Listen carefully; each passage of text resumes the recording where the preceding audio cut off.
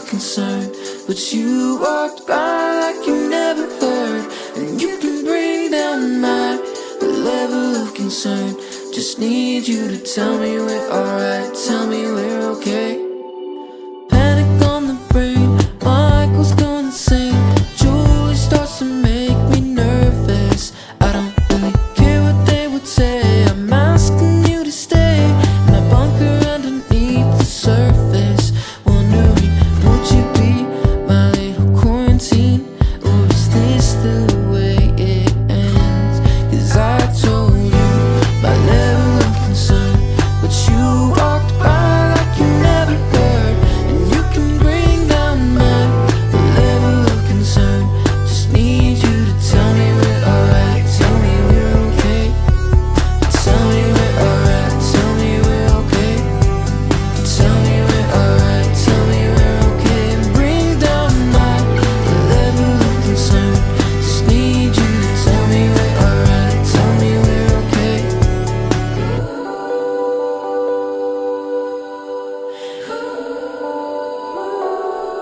'Cause I told you my level of concern, but you walked by like you never heard. And you can bring down my level of concern. Just need you to tell me we're alright, tell me we're okay. I told you my level of concern, but you walked by like you never heard. And you can bring down my level of concern. Just need you to tell me we're alright, tell me we're okay. Tell me we're alright, tell me we're okay. Tell me we're alright, tell me we're okay. Bring down my level of concern. Just need you to tell me we're alright, tell me we're okay.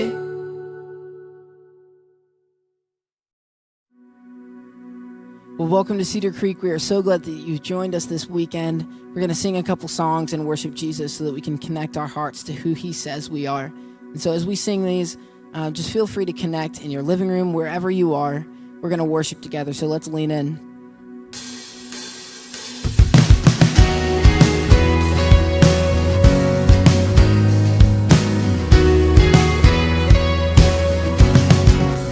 See him now, King of heaven, Son of God, enthroned above. Heavy cross upon his shoulders, carried for us, carried for us. See him now, our King surrender, final word of perfect love. Hear his cry, Father forgive them, spoken for us, spoken for us. Then he said it is finished. Oh, our hope had just begun. The grave has lost its hold. Arise, the stone is gone. Our God reigns forevermore. All praise to him belongs. Lift high his name alone. Jesus came, paid it all. Then he rose. Then he rose. Now we rise by his Spirit. In his name we overcome. All our hope in this same power, living in us, living in us. For our sin is defeated. Oh, the war has now been won. The grave has lost its hold. Arise, the stone is gone. Our God reigns forevermore.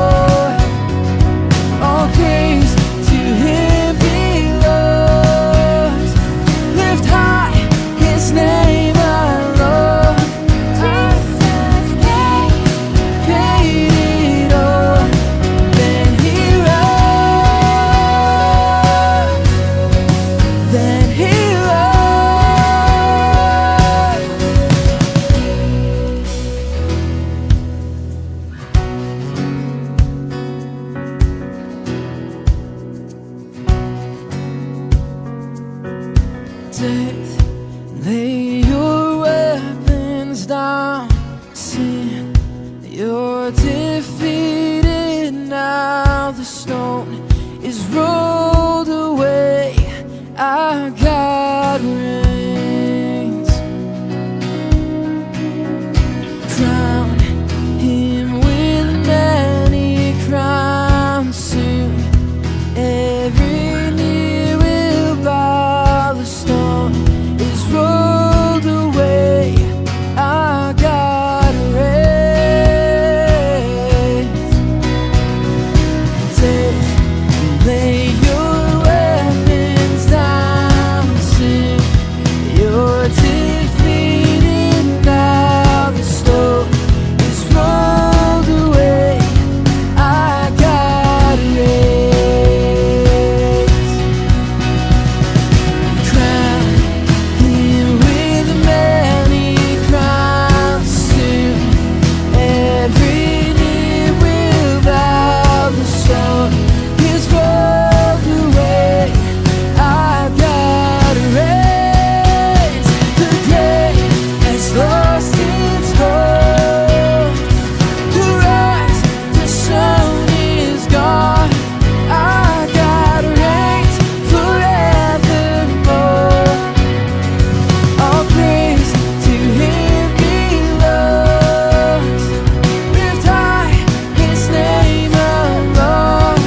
Jesus came, paid it all, then He rose.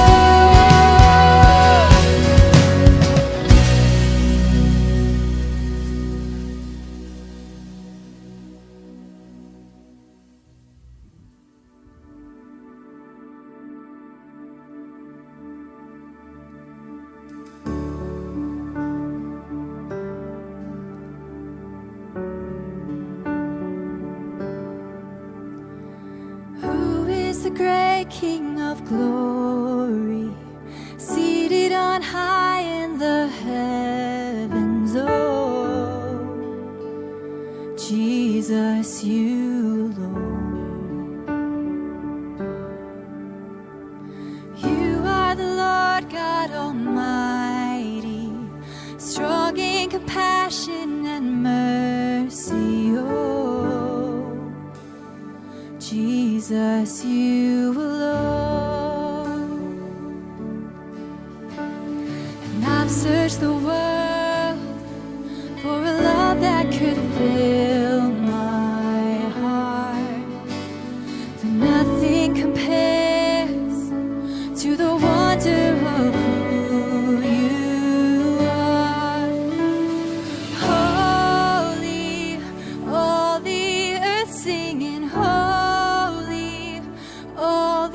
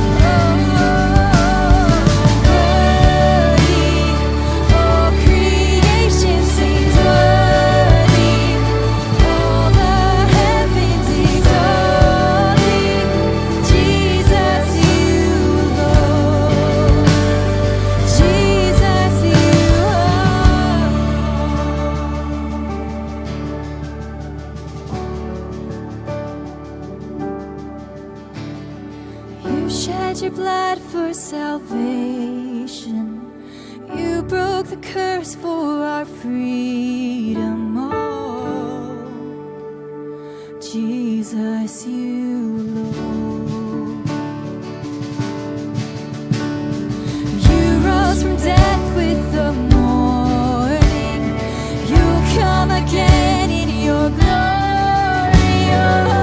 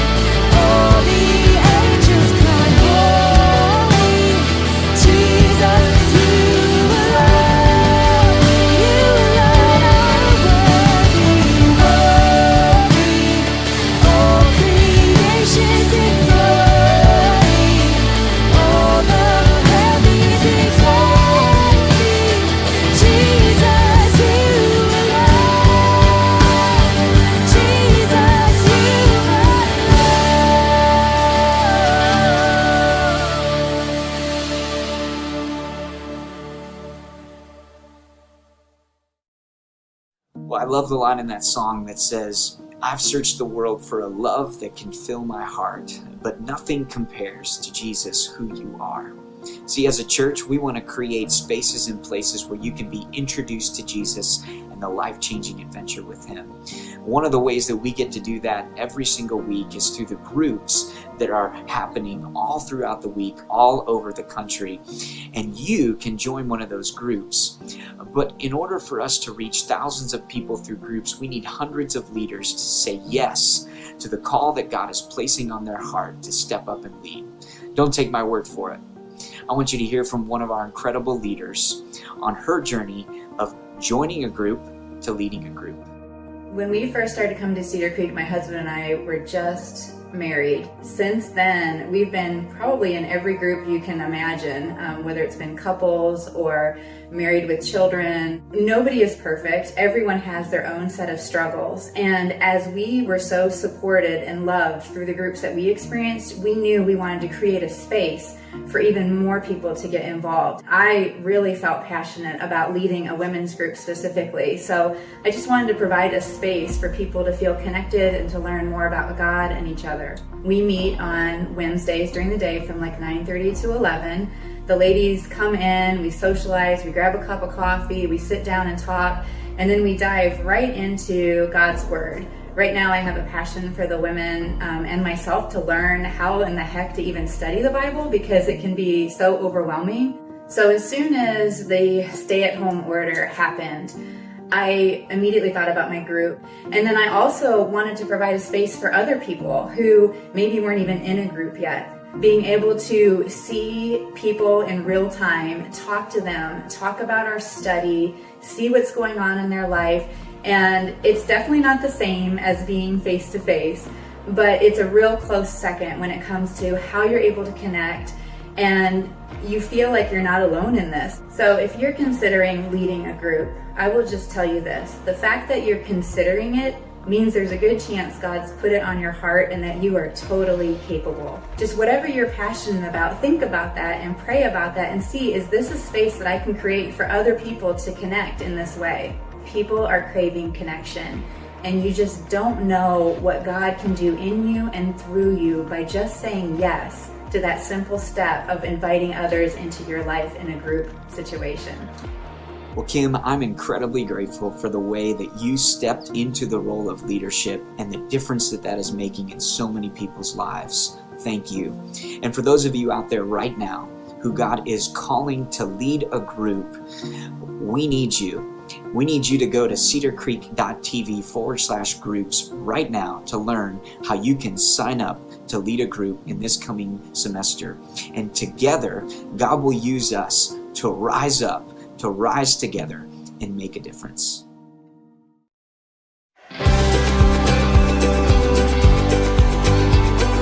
Be very careful. Oh no.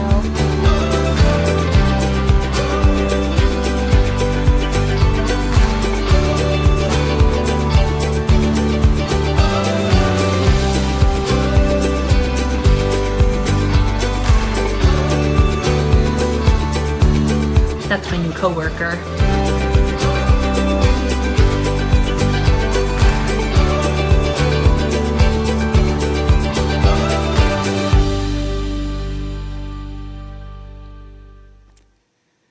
Good morning. I want to welcome you to Cedar Creek this weekend. One church, thousands of locations across Northwest Ohio. And if you took my advice last night, stopped the service, went outside to hang out in the sunshine, look at the weather outside, you made the wise choice today. Way to go. But I want to welcome you wherever you're at. If we've never met, my name is Ben. And, I know people are watching from all over. There's a certain special someone. My daughter Lydia is watching this morning, so a little shout out to her. Yeah, that's right. That's Pastor Kid Perks right there. So I have a question that I'd love for you to put in the chat if you're on a Facebook feed somewhere or you're on our online chat. The question is this: what foolish thing have you done this week that you're willing to share with us? What foolish mistake did you make this week that you are willing to share with us? We'll talk a little bit about that in a minute, hopefully. But you may not have heard, but a local t-shirt company called Jupe Mode started a Here for Good campaign in partnership with local businesses. Basically, businesses could send in a design, and for $20, they would sell the shirt. Half of it would go to the production cost, and the other half would be donated to that small business. And so as a church, we thought, man, it'd be fun to brand a Rise Together shirt. And up until last week, we were number one. We had the top selling shirt, which is phenomenal. But the Toledo Zoo passed us this past week. Not that we're keeping score. I love the zoo. Toledo Zoo is awesome. But for us, we've sold they have sold 338 shirts last time I checked. That's going to translate into $3,380, and we're not keeping the money. We're actually delighted to give it away. We're going to give it to the team who runs the medical clinic at our West Toledo and South Toledo campuses for free for the community. So if you're just looking for a little incentive to help us beat the zoo, help us move our t-shirt up, I just want to let you know, we love finding ways to give back in our community. That's just one example. This past week, another example is our Perrysburg staff and some of our dream team wrote 200 You Matter cards. And Larry Moore, who's a part of our Perrysburg campus and is also with McDonald's, included for us to use some free vouchers for value meals at McDonald's. And so we gave them away to the Perrysburg first responders at Mercy Hospital. And just as another way of saying, hey, we want to help people rise together and we want to be generous. And so thank you for your generosity. For those of you that call Cedar Creek home, or for those of you that are investing in our mission of introducing people to Jesus and the life-changing adventure with him, man, we couldn't do this without you. And if you want to give and you want to partner with us in the work that we're doing, you could do that on our app. You can text 77977, put the message Cedar Creek in there, and we'll send you some instructions that are safe, secure, and easy to follow, or you can go to cedarcreek.tv/give. So for those of you that give, thanks. If you're just checking us out, there's no pressure. This is really for people who get excited about partnering with us to make a difference in our community. And so thanks for those of you that do that. Over 400, I think 460 individuals have either transitioned their giving to online from like physically in the building to online, or have given for the very first time in the last few weeks. And so, man, I haven't had the opportunity to tell you, those of you that are doing that, thank you so much for helping us in this season. Now, with all of these restaurants opening up their patios and soon retail stores and then restaurants and so on beginning to open their doors to the public, one of the interesting questions that we get all the time is, when will Cedar Creek reopen? And the truth is, we never closed. I see that eye roll, but the truth is we never close. In fact, we're more open now than ever before. And we're seeing God use this online experience to reach people, to get people to experience church that never would have stepped into our physical campuses. And so we're excited about what God's doing. And yes, we know that someday we will open our physical campuses again. Here's what's for certain, is that for some of you, it won't be soon enough, and for others of you, it will be way too early whenever we decide to open our doors. But here's what I would love to invite you into. I'd love to have you help us with that. We have created a survey for you to take, and it's so valuable, we're going to do it right now together. So that means if you need to stop this stream on your phone, go to the link on our app where you can get the link to our survey and finish that and jump back on. We would love for you to do that. If you're watching on your TV, if you guys could pull out a smartphone and join me in the survey, that would be really helpful. And I'm going to walk through the questions just so that it kind of gives us some time to do that right now. So you can go to cedarcreek.tv/survey, or you can go to the app, all right? cedarcreek.tv/survey, or go to the app. The first question is this. Since COVID-19, how often have you attended Cedar Creek weekend service online? We're in our 10th week, just for a frame of reference. So first time, 2 or 3, 4 or 5, or nearly every week. God already knows. You don't have to be dishonest. Just kind of put where you're at. Number 2, I usually attend Cedar Creek weekend service online via the app or on a smartphone or a tablet, on our website, on a laptop, YouTube, Facebook, Apple TV, or Roku. If you're using the Cedar Creek website on a smart TV, just click that there too, or some other way. Number 3, I use all of the Cedar Creek app in the following ways. You can check all that apply. You watch weekend services, you use message notes, living it out, information on next steps, family ministries, prayer requests, give, receive push notifications. I have not downloaded the Cedar Creek app. I'm not even sure what you mean by app. You're probably not taking the survey. You might be on a laptop. Okay, number 4, how long have you been attending Cedar Creek? Just during the COVID-19 crisis, less than a year, 1 to 3 years, 3 to 5, over 5, best guess is great. Number 4, I'm sorry, was that number 4? I'm all mixed up. 5, how likely is it that you would recommend Cedar Creek to a friend or colleague? 0, not likely. 10, extremely likely. And as of this week, how satisfied are you with the way Cedar Creek is responding in the midst of the COVID-19 crisis? Very dissatisfied, very satisfied. Wherever you're at, let us know. That'd be great. These questions are going to be helpful to help us understand where people are at. So number 7, in early January, beginning of the year, I would have rated my emotional and or mental health as 0, struggling, not doing great, 10, doing phenomenal. Slide that wherever you would rate January, before the coronavirus crisis. Today, as a comparison, I would rate my emotional or mental health as 0 to 10. Is it different? Kind of mark where that's at. That'd be great. Next question. How has the COVID-19 crisis significantly disrupted your income? Let us know where that's at. 0, no disruption. 10, extreme disruption. Number 10, I would describe my current posture on coming back to a physical service at Cedar Creek as read all of the options, all right? Read them. I would return as soon as the buildings are open without hesitation. I would return, number 2, with appropriate social distancing and health precautions in place. That's like, I would only return with those. I would prefer to meet physically in a small group for now, or I would prefer to continue to attend online for now, or I would return only when we have a vaccine or a robust treatment for the coronavirus. Other, you can specify there. Number 11, when physical services resume, what health measures will you be willing to observe if necessary to attend a weekend service? Would you be willing to wear a mask? Would you stand in places and sit 6 feet from other people? Avoid physical contact with people, even in the lobby. Avoid physical contact with supplies and resources here. Limited service size based on occupancy restrictions. Would you follow one-way traffic? None of the above. If you're like, I'm not interested in any of that, check that. Number 12. Do you expect the church to offer children and student ministries as we resume physical services? Yes, immediately. Maybe if we can establish good precautions. No, I'll have them with me in the auditorium, or not really sure. 13 is which campus do you consider your home campus where you typically attended before the coronavirus? And so pick one that applies, and the rest of these are demographic information. Give us your age, Tell us if you're male, female, or prefer not to answer. What's your current marital status? Mark the one that you're most comfortable with or wherever you're at. Number 17, what are the ages of your children? Let us know your family. Number 18, is there anything else you'd like to share with us? You can put that in the comment section. And if you want us to contact you, let us know and then give us your contact information.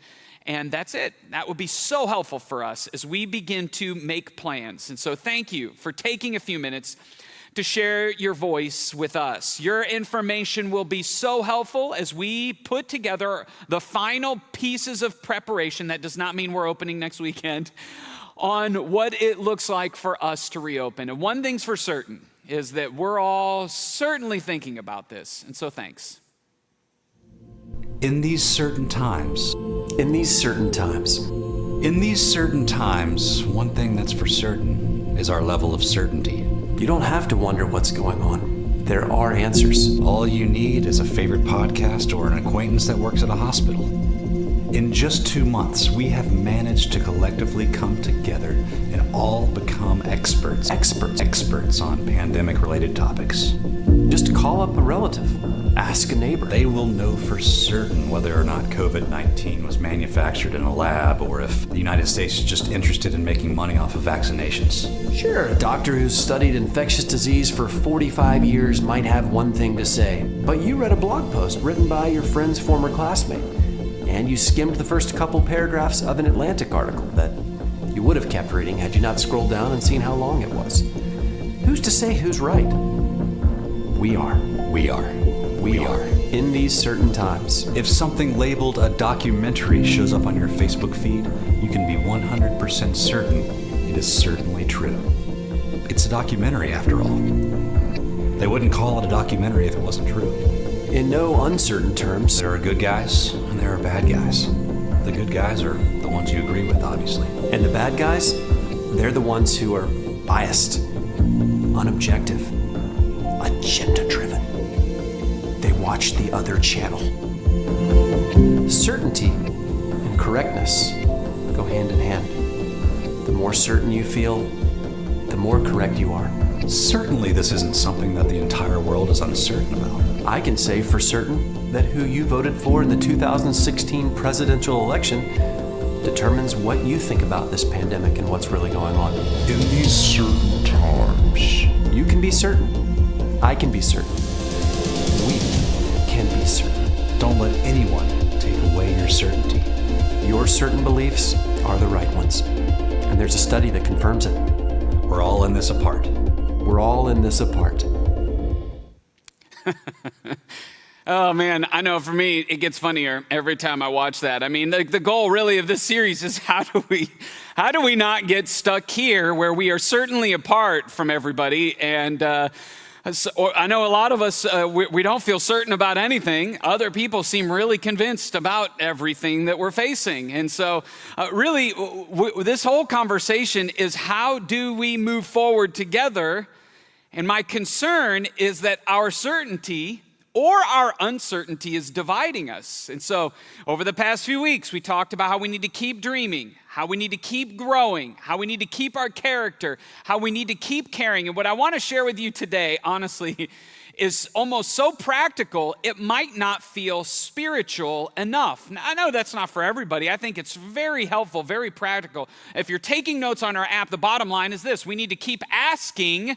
That's what we need to do, the best question ever. And if you're asking, well, what's the best question ever? I'm so glad that you asked. It's what is the wise thing to do? What's the wise thing to do? Not what's the safe thing to do. Not what's the comfortable thing to do. Those are healthy questions. It's important to think about safety and pursuing the wise thing to do, and it's okay to think about comfort. But sometimes the wise thing is uncomfortable. The wise thing doesn't appear initially safe. And so it's not what feels right. It's not what's the successful thing to do. It's not even what's the best thing to do. It's what's the wise thing to do. And when you ask that, I think it'll help foolproof your life. Now, if you want to know where I got some of this content, I was really inspired by Andy Stanley, a pastor in Atlanta. He wrote the book, The Best Question Ever. That's right. And he just talks about asking the wise thing to do in everything that you do. So if you don't like what you're about to hear, don't worry. You can email Andy Stanley and tell him all about it. I'm sure you can find his email address online. But I promise, if you apply this to your life, if you begin to think about all of the unanswered questions and all of the uncertainty you're carrying, I believe this question helps bring a lot of clarity. It simplifies what seems so complex. And some of you may be sitting there and you may feel a little concerned, like this sounds an awful lot like self-help. Like, you can handle this. It's not spiritual enough. So let's just start at the very beginning. What is wisdom? Wisdom is the practical application of God's principles in your life.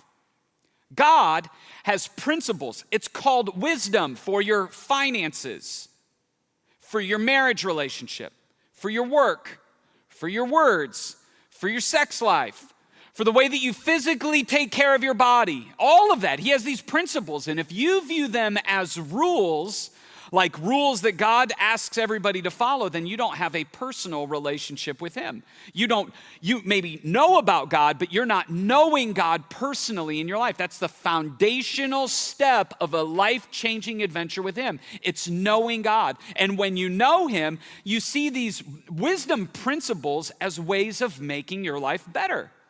Self-help, on the other hand, is the belief that each person is in control of their life. And so with the right information, with appropriate hard work, you can change your destiny. Ultimately, whoever is trying to pursue self-help, they believe that they're trying to do life on their own. And what's interesting about that is they can apply biblical principles or godly wisdom, and it'll make their life a little better. It certainly will improve some of their circumstances, but in the long run, it's like trying to plant a flower on the driveway.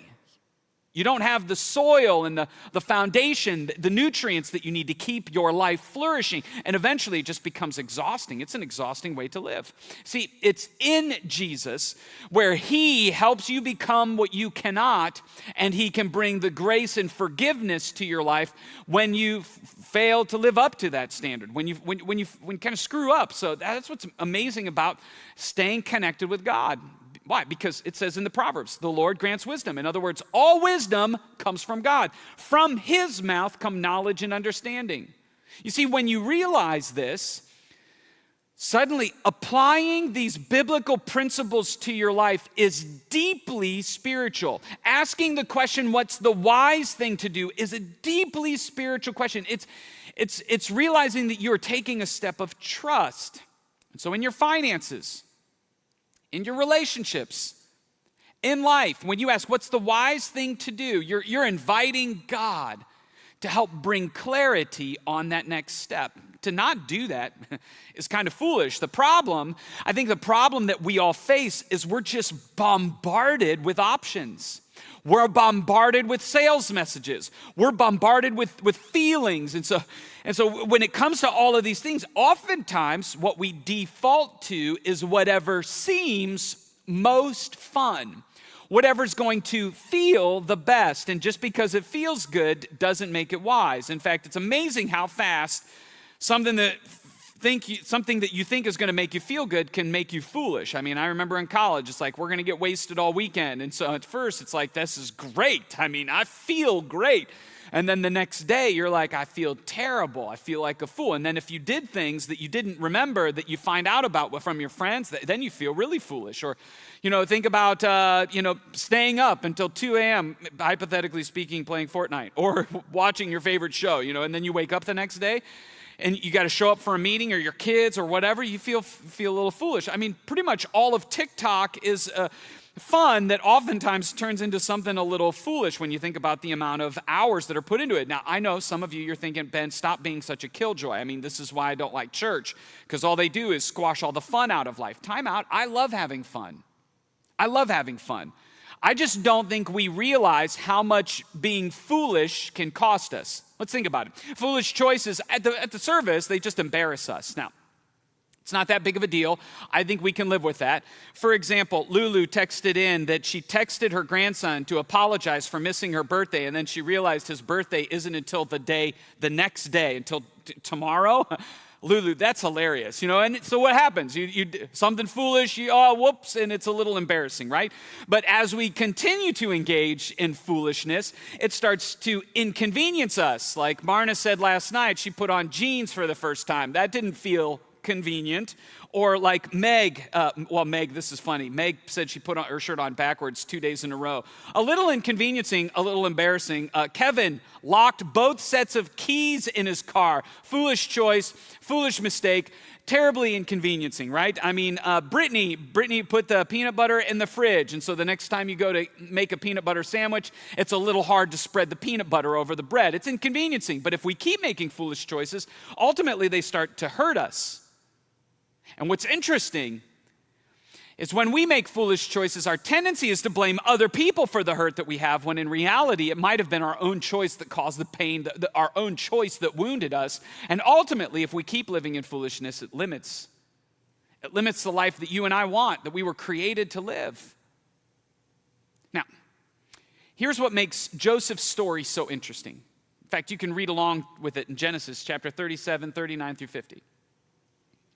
Is that every step along the way, he seems to ask, what's the wise thing to do? You're going to see that again this week.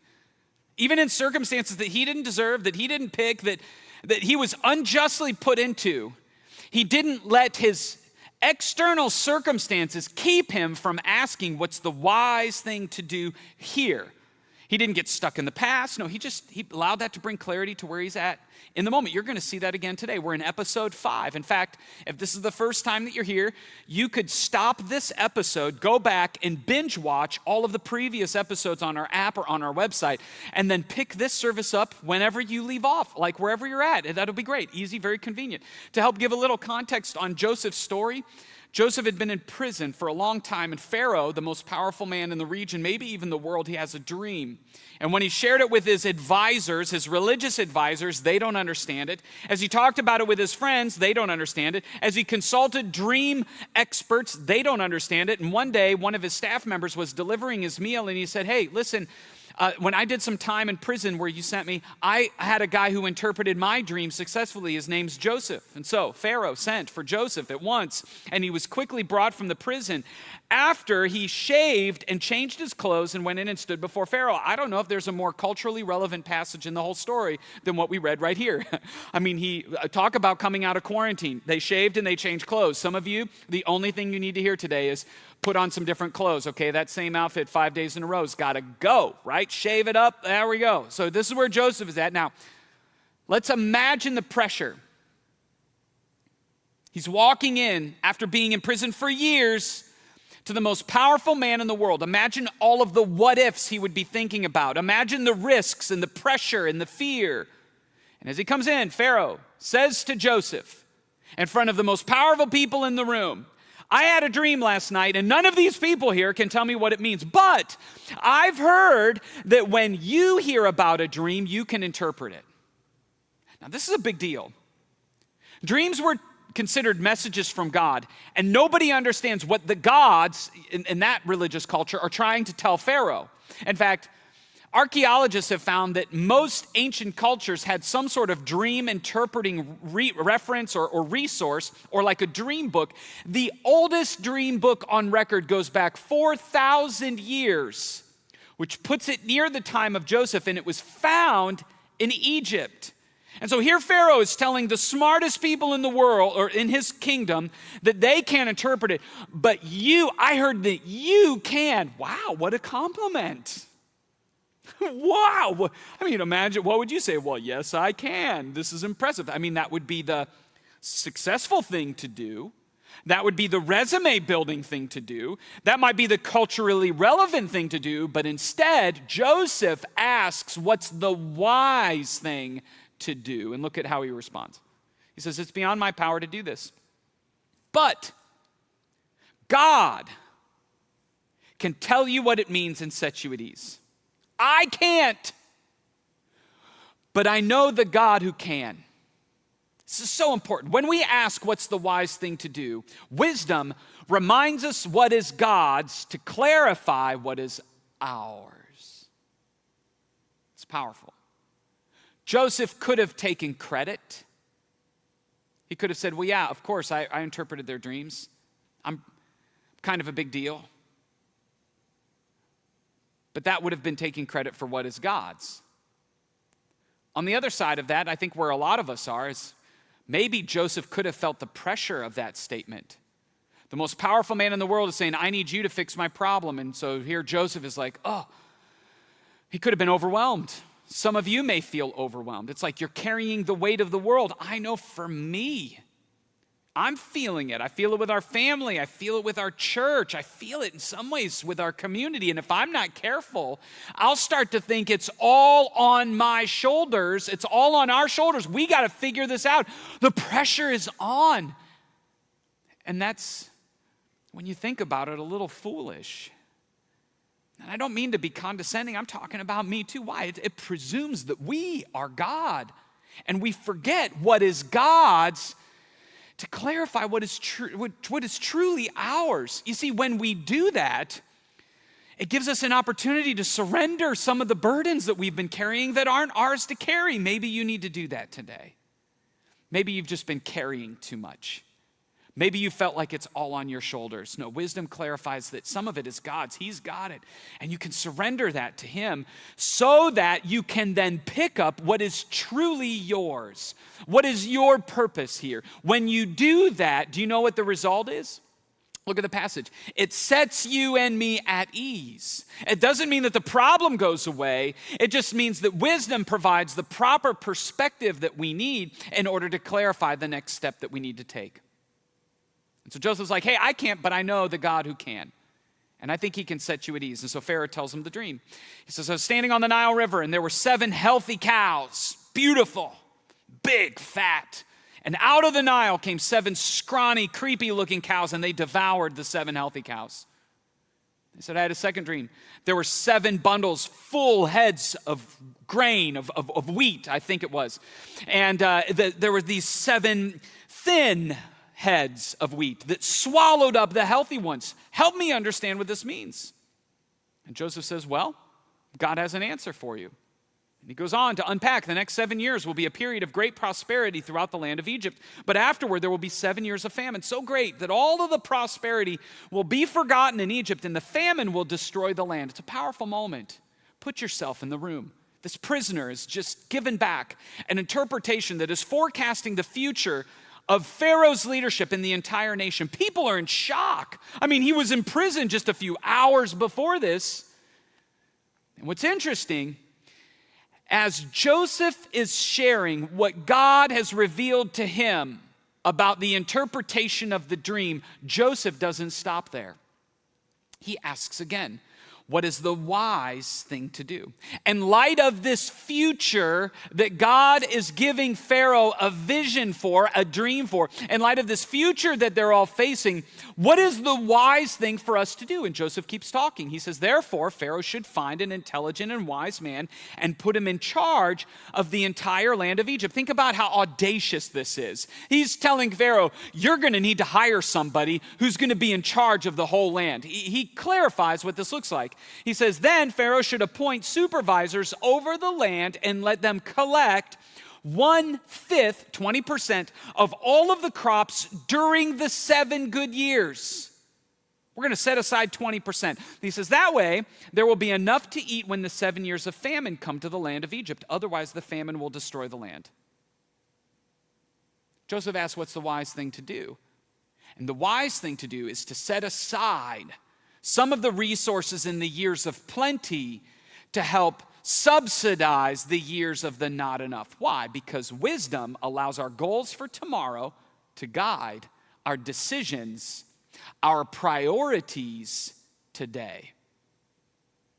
Joseph takes an opportunity after God gives him the vision of the dream to go, hey, there's some wise things that we can do today in light of where we want to be tomorrow. Let's begin today with where we want to be tomorrow in mind.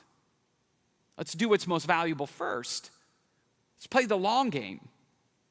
I mean, I imagine for all of us, we wish we could go back and maybe when the stock market was at its lowest or when gas prices were at $0 a barrel, make an investment, but we might not have had the financial resources to do that.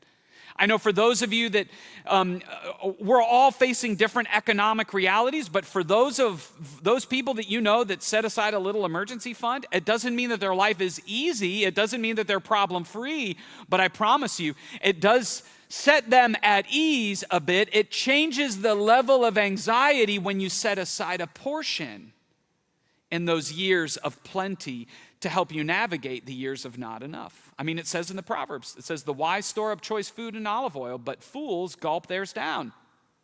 It's foolish to spend more than you make. It's foolish to eat everything that you've got. It's foolish to not think about the end in your daily choices. But when you begin to apply biblical wisdom, these godly principles say to your finances, it changes your life.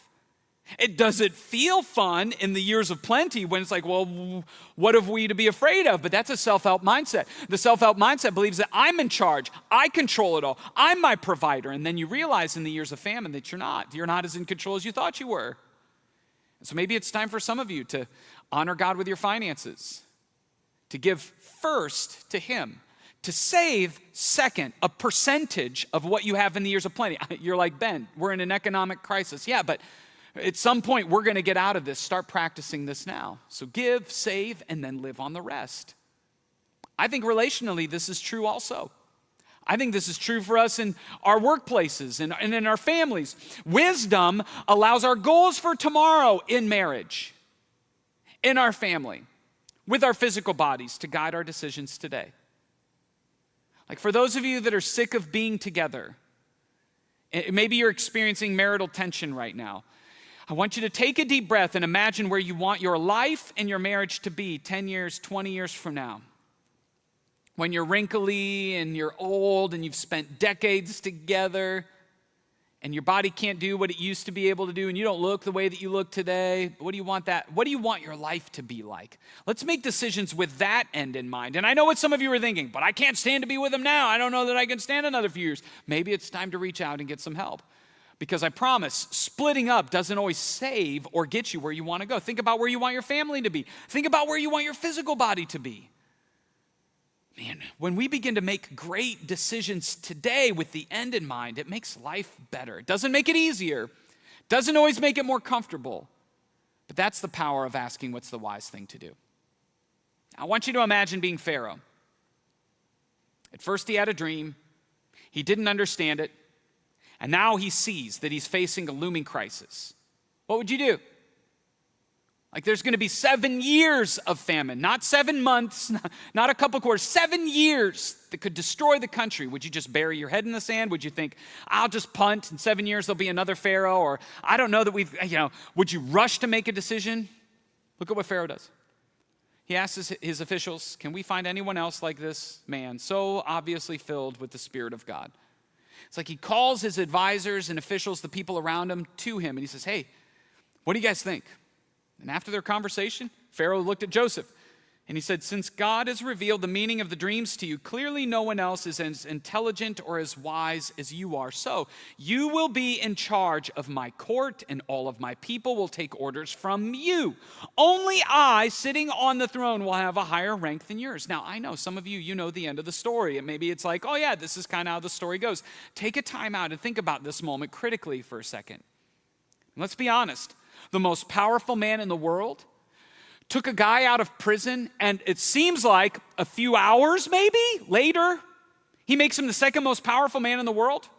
Does that seem like the wise thing to do? No, that seems foolish. That seems hasty. It seems like ready, fire, aim. It's like, it seems impulsive for him. But I think what we can miss, because it's not captured in every detail of the story, is the way that Pharaoh applies wisdom in light of his current reality. Why? Because wisdom values progress more than perfection. I don't know that it was the perfect choice, but Pharaoh needed to make a decision today to avoid a foolish delay. And it looks like he just responded impulsively. Did he have all the information that he needed? No, he didn't have all the information he needed, but he had enough to make progress.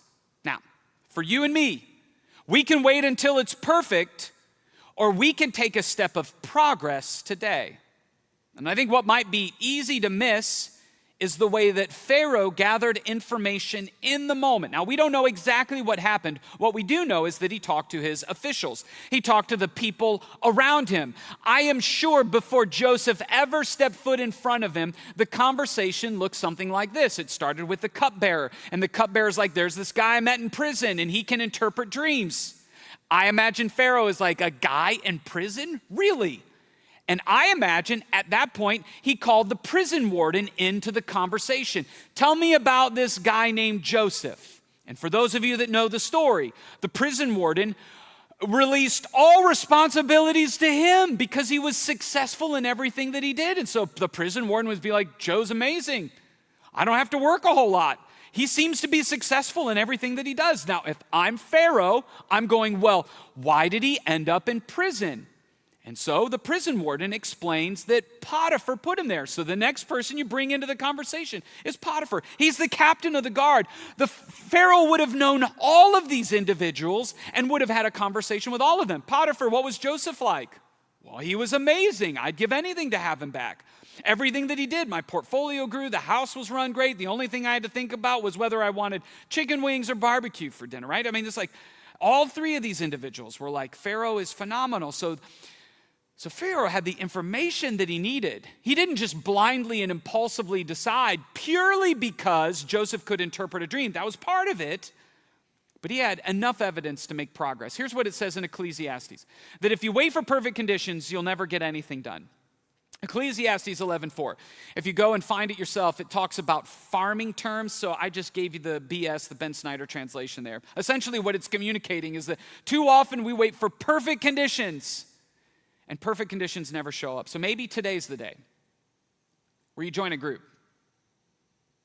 Instead of waiting for perfect conditions, talk to someone about what you're struggling with. Maybe today's the day where you go to Growth Track and get an idea of the way that God's wired you. Maybe today's the day where you take your first step of faith that you've been putting off. You've been curious, but maybe today's the day. Instead of waiting for your life to be perfect, make progress. Maybe today's the day for you to apologize or for you to forgive the people that you've been holding some bitterness and resentment against. Maybe today's the day that you get help for that struggle that you can't seem to find. Or maybe you begin training on that new job that you've been putting off.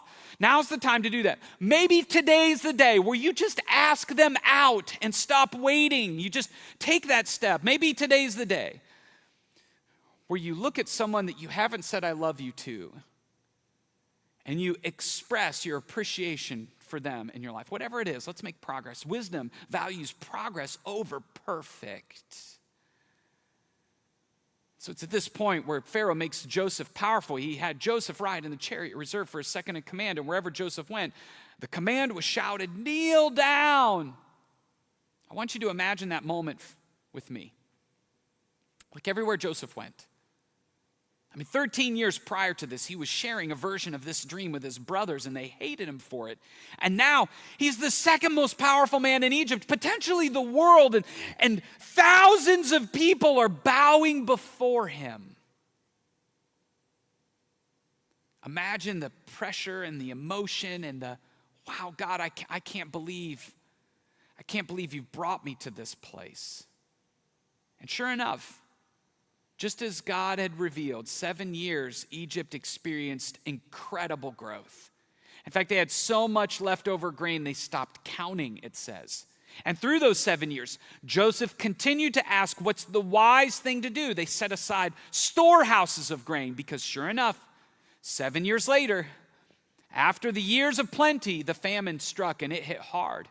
In fact, 2 years into this famine, people from other communities, the region, started making the long trek to Egypt to bring food back for their family. It went as far as 500 miles away, where Jacob and his sons were running out of food for their family. And so Jacob sends Joseph's 10 brothers to Egypt, all the way to Egypt, to buy grain to preserve their family. And I don't think Joseph's brothers or Joseph could have anticipated that since Joseph was governor of all of Egypt in charge of selling the grain to the people, it was to him that his brothers came. And when they arrived, they bowed before him with their faces to the ground.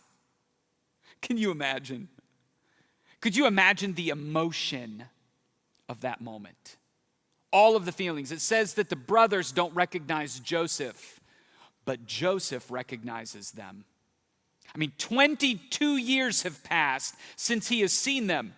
13 years for the dream. When he became 30-year-old, he became the second in command. 7 years of the famine, 7 years of plenty, 2 years of the famine, and now the brothers come rolling in. 22 years. What would your reaction be in that moment? What would you do? If it were me, there'd be a part of me that'd be like, dreams fulfilled, suckers! Ha ha! I want to rub it in their face. There's a part of me that would want to pay them back, all of the hurt and the stuff that they had done to my life. But as you'll see next week in the story, that's not the path that Joseph takes. On the flip side, he can't just trust them. The last time he had a conversation with them, they sold him into slavery. They almost killed him. So I know there's some of you that would be like, well, I would love them and I would hug them and forgive them. Well, that could be the foolish thing to do. And so instead, when our feelings range all over the place, we can't allow them to drive. We must acknowledge them. I think we need to listen to them. But when we ask, what's the wise thing to do in the moment, wisdom reflects instead of foolishly reacting. It takes a pause. It doesn't just react to what feels good in the moment, because when we just do what feels good to us, what our emotions are telling us to do, whatever they are, we recycle foolishness in our life. Joseph could have recycled the foolishness of his brothers and paid them back, paid the resentment forward. He could have recycled his own foolishness and potentially trusted them instantly without instituting a few tests to see where they were at. I think for us, when we feel lonely, it's like easy to go back to an old fling or to try to find love or affection in unhealthy places. Or when we feel pain, we reach out for that substance, that old habit, or try to find a new way to make ourselves feel a little better that might not be so healthy. Or when we feel attacked, we can get aggressive and fight back. Or when we feel overlooked, we can start to do unhealthy things to get noticed. See, when our feelings take over, they can lead us to foolish, limiting, wounding places. But instead, wisdom reflects and goes, wait. What is God's and what is mine? Like, what is he inviting me to do here? Can I trust him? What does he have? And wisdom says, man, my today is not my forever. And so today, it says in James that if you need wisdom, because we in our own individual self-beings, we don't have enough. If you need wisdom, we should ask. Because God is generous. And he would love to give it to you. And he will not rebuke you for asking. And so today, these are the biggest battles that we're going to face. They're going to be the battles of our mind, because your life will move in the direction of your strongest thoughts. And so let's pursue wisdom together. Let's keep asking the best question ever. What's the wise thing to do? And yes, you may need to take a little time to go, man, what is the wise thing to do? The wise thing to do would be to apply the biblical principles that you already know in your life, and to take that deep spiritual act of trust in the areas that you already know. Stop waiting. And then I would say, where you're not sure, man, let's ask him for wisdom. Let's ask him to bring clarity on what the wise thing to do is. This is how we rise together. And as we, in this season, as we begin to re-enter our life, as we begin to step into our new reality, whatever that is, as we begin to step into years of plenty, we're going to rise together by thinking about what the wise thing is to do. And you know what I love about Jesus? What I love about Jesus is that he forgives us even when we're foolish. Like even when we don't get it right. He gave his life even though he knew we would mess up. And his grace meets us in the pressure of those moments that seem too hard to handle. His Spirit gives us strength when we lack the strength of our own. His compassion and care meets us in the midst of those distressing emotions. His forgiveness is so powerful that it doesn't hold a bitter past, our bitterness or our past against us. Instead, he meets us right where we're at, helping us see what the wise thing is to do. And so, man, wherever you're at, if you're following Jesus, let's keep asking that deeply spiritual question. And if you've never taken a step of faith, that first step of trust, I want to invite you to do that right now. There's a passage, or there's a prayer on the screen that really is to help you and I just take that first step of faith. And I know it seems a little weird. You're watching me on a screen, but if you've never taken your first step of surrender to experience God's power in your life, it begins with a statement, or really a declaration of faith, surrendering your life to Him. And so if you've never done that, if you can't think of a time where you've personally surrendered control to Him, I want you to say this prayer out loud right now, right where you're at. God, I want to know you. And today I place my faith in you. I confess my sin and receive the new life that Jesus graciously offers at the cross. And I want to follow you from this day forward, and pray that in Jesus' name. Amen. The Bible says that when you take that step, God's Spirit lives inside of you and begins to help you take next steps on that life-changing adventure with Him. And we would love to celebrate. In fact, we'd love to send you some resources to help clarify the next steps that you can take in your journey. And so if you want, text the word DECIDED to 419-419-0707. You can use our app to give us your contact info that way if you would prefer. But we would love to send you some stuff and celebrate with you. And the exciting thing for us as a church is since Easter, we've had 70 individuals text in their decision to date. That's incredible. So if you're one of those people joining us, thank you so much for allowing us to celebrate with you. And in these final moments of this weekend service together, what I'd love to do is to help you just take a few minutes reflecting, not just on what the wise thing is to do, but on the one that we're invited to build our life on. To ask Him to help us see what He sees and to show us who you really are, that you've got it, to fill our hearts with your heart and your love. And so would you do that? Make this song a prayer for your life and for this week. Thanks.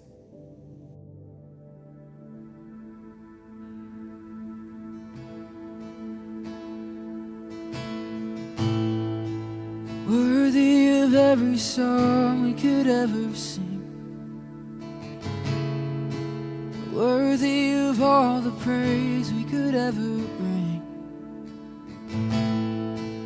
worthy of every breath we could ever breathe. We live for you.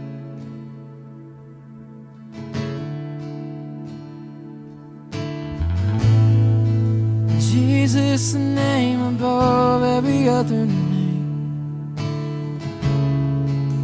Jesus, the only one who could ever save.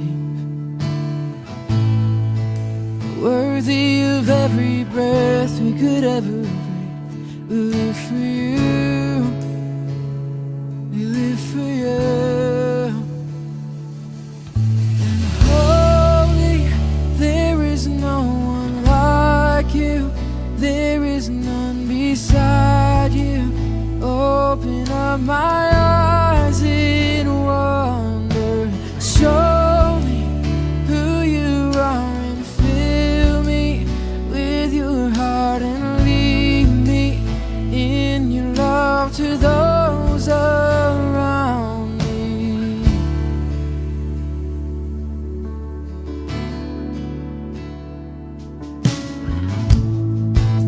Worthy of every song we could ever sing, worthy of all the praise we could ever bring, worthy of every breath we could ever breathe. We live for you.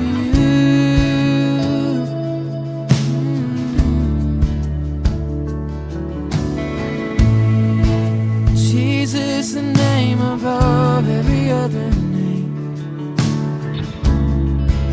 Jesus, the only one who could ever save. Worthy of every breath we could ever